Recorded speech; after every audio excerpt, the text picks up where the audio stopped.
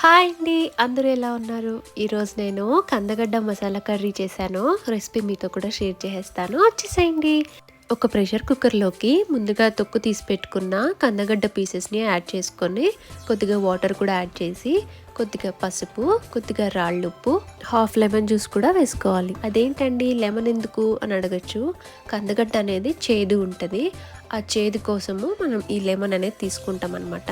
మొత్తం ఒకసారి కలిపేసుకొని విజిల్ పెట్టేసి ఒక్క విజిల్ రానిస్తే సరిపోతుంది. ఒక్కటి కంటే ఎక్కువ విజిల్ పెట్టామంటే ఈ పీసెస్ అనేది చాలా మెత్తగా చిమిడిపోతాయి. తర్వాత మనకి కర్రీలోకి బాగోదన్నమాట. సో ఇప్పుడు మసాలా కోసం నేనైతే ఒక టొమాటో కట్ చేసి పెట్టుకుంటున్నాను. ఒక మిక్సీ జార్లోకి 3 పచ్చిమిర్చి కట్ చేసి పెట్టుకున్న టొమాటో పీసెస్ యాడ్ చేసుకొని మెత్తగా గ్రైండ్ చేసి పెట్టుకోవాలి.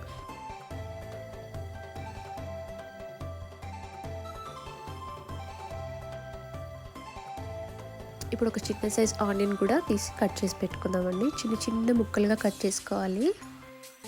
సో ఇప్పుడు ఒక విజిల్ వచ్చేసింది కదా, పూర్తిగా విజిల్ చల్లారాక మూత తీసేసి అందులో ఉన్న పీసెస్ని పక్కకు తీసి పెట్టేసుకుందాం. చూసారా, ఒక్క విజిల్కి నాకు ఎంత మెత్తగా ఉడికిపోయాయో. నాకైతే అసలు ఆ 1 విజిల్ కూడా అవసరం లేదు అనిపిస్తుంది. కానీ మనకి కర్రీలో తొందరగా బాయిల్ అవ్వాలి అంటే ఒక్క విజిల్తో అయినా మనం కుక్కర్లో బాయిల్ చేసుకోవాలి. ఇప్పుడు స్టవ్ మీద ఒక ప్యాన్ పెట్టుకొని కొద్దిగా ఆయిల్ యాడ్ చేసుకొని ముందుగా బాయిల్ చేసి పెట్టుకున్న కందగడ్డ పీసెస్ని మనం ఒకసారి డీప్ ఫ్రై చేసుకోవాలి. దోరగా వేయించుకుంటే సరిపోతుందండి, ఎక్కువ ఫ్రై చేయకండి. ఈ పీసెస్ అనేవి షేప్ అవుట్ అయిపోతాయి. సో ఇప్పుడు ఫ్రై అయిన పీసెస్ని పక్కన తీసి పెట్టేసుకుందాం.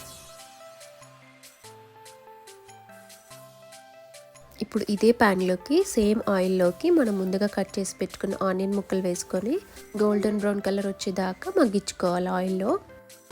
ఇప్పుడు గుప్పడి కరివేపాకు కూడా వేసుకొని ఫ్రై చేసి పెట్టుకుందాం. ఇందులోకి ఒక టేబుల్ స్పూన్ దాకా అల్లం వెల్లుల్లి పేస్ట్ కూడా వేసుకొని పచ్చివాసన పోయేదాకా ఫ్రై చేసి పెట్టుకుందాం. అల్లం వెల్లుల్లి పేస్ట్ పచ్చివాసన పోయాక ఇప్పుడు ముందుగా గ్రైండ్ చేసి పెట్టుకున్న పచ్చిమిర్చి టొమాటో పేస్ట్ కూడా వేసేసి ఆయిల్లో బాగా కుక్ చేసుకోవాలి.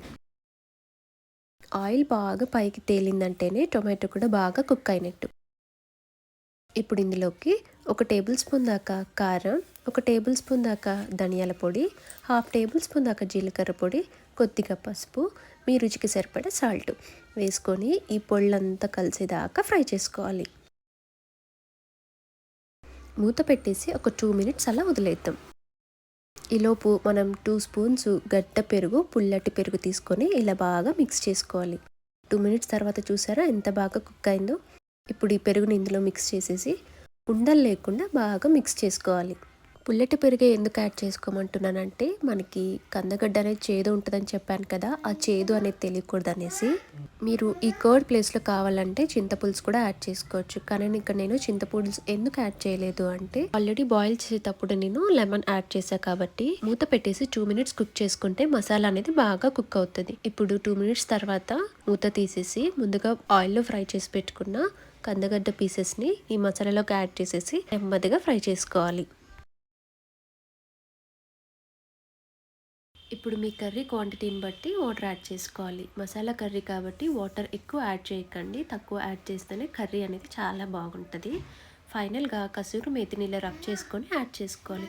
మీ దగ్గర కొత్తిమీర ఉంటే కొత్తిమీర అయినా కూడా యాడ్ చేసుకోవచ్చు. ఇప్పుడు మూత పెట్టేసి ఒక 2 మినిట్స్ అలా వదిలేద్దాం. అప్పుడే మసాలా అనేది కందగడ్డ ముక్కలకి బాగా పడుతుంది. 2 మినిట్స్ తర్వాత చూసారా ఎంత బాగా కుక్ అయిందో. ఇప్పుడు అంతా ఒకసారి కలిపేసుకుందాం. అంతేనండి, ఎంతో టేస్టీ అండ్ ఈజీగా కందగడ్డ మసాలా కర్రీ. ఇది చపాతీలోకి కానీ, బగారా రైస్లోకి కానీ, పూరీలోకి కానీ, వైట్ రైస్లోకి కానీ చాలా బాగుంటుంది. ఒకసారి మీరు కూడా ట్రై చేసి ఎలా వచ్చిందో కామెంట్ ద్వారా తెలియచేయండి. మన ఛానల్ ఎవరైనా కొత్తగా చూస్తున్నట్టయితే ప్లీజ్ మన ఛానల్ అయితే సబ్స్క్రైబ్ చేసుకోండి.